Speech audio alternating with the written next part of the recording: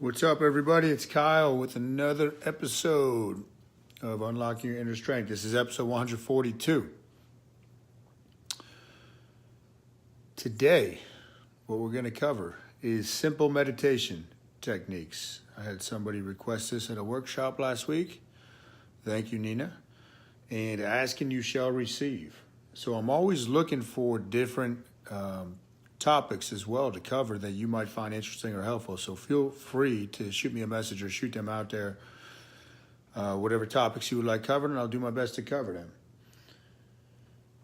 Meditation is a mystery to most people. Most people will never get started because they have a lack of clarity about what meditation is and how to meditate and what's supposed to actually happen. Before we go over a couple different ways that you can simply meditate, I'm going to go over some of the physiological reasons you should meditate and the different science and whatnot, right, behind what we're doing. So if you went back thousands of years ago, before we had all this artificial technology and artificial stressors, humans were like other animals. So there's a great book called Why Zebras Get Ulcers. Don't get ulcers, excuse me. And if a zebra is being chased by, let's say, a predator, like a lion, it either gets away and goes back to its resting state, or it gets killed and eaten. It does not stay in this perpetual state of stress and anxiety. We have two different parts of a part of the nervous system known as the sympathetic and parasympathetic. The sympathetic nervous system has nothing to do with feeling sorry or anything like that. People confuse that. Sympathetic part of your nervous system is survival. That's freeze, flight, or fight. Freeze, flight, or fight. Those three things happen. So in the case of the zebra, it can't really fight a lion.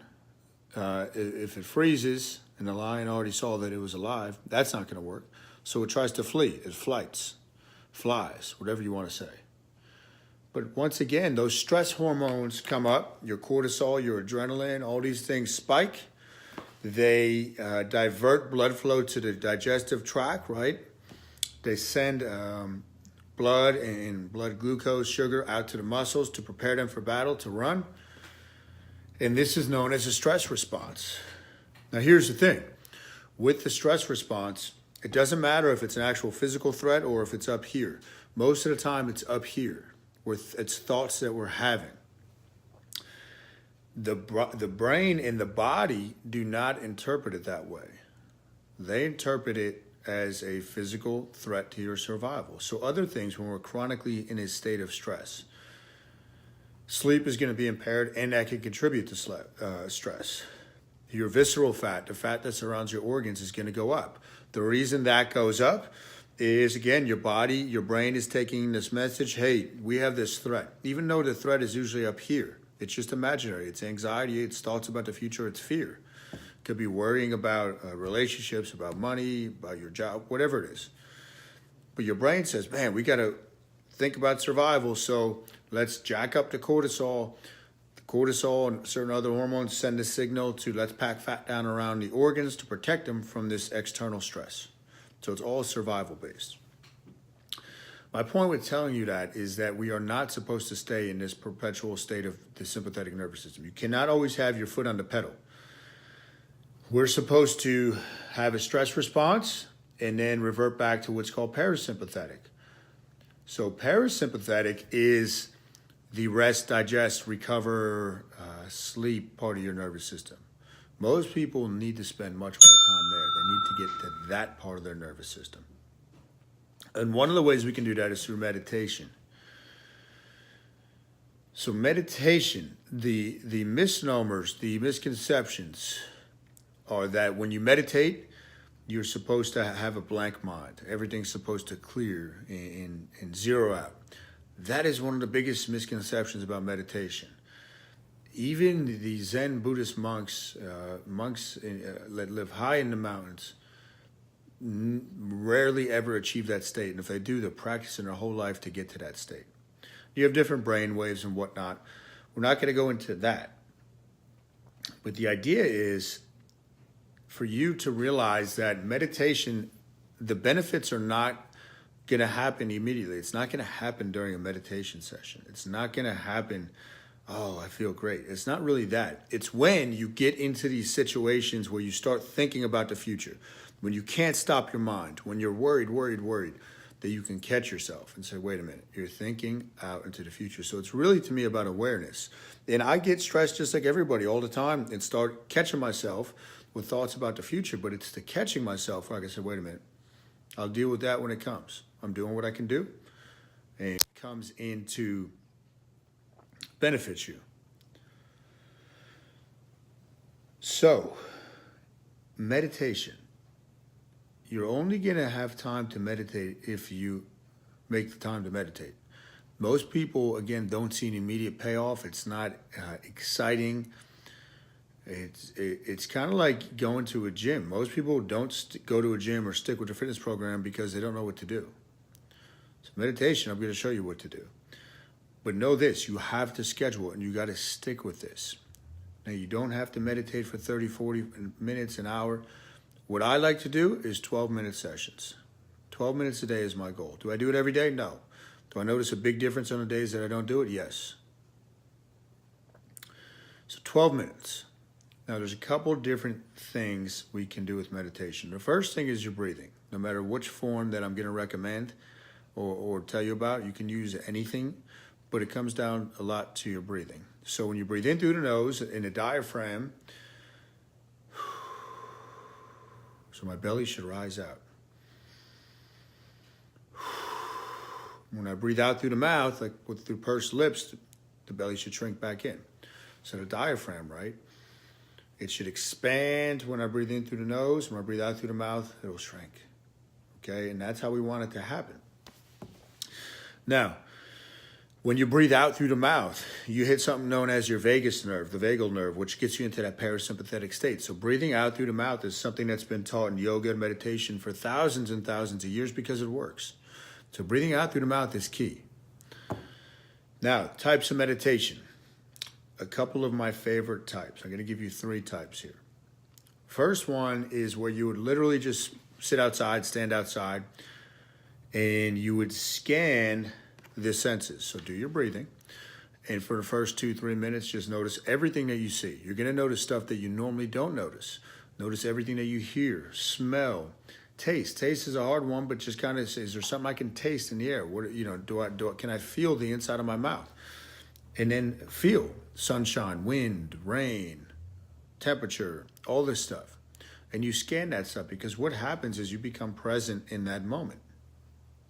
You're still thinking about stuff, but you're directing where your attention is going. So that's a key with meditation.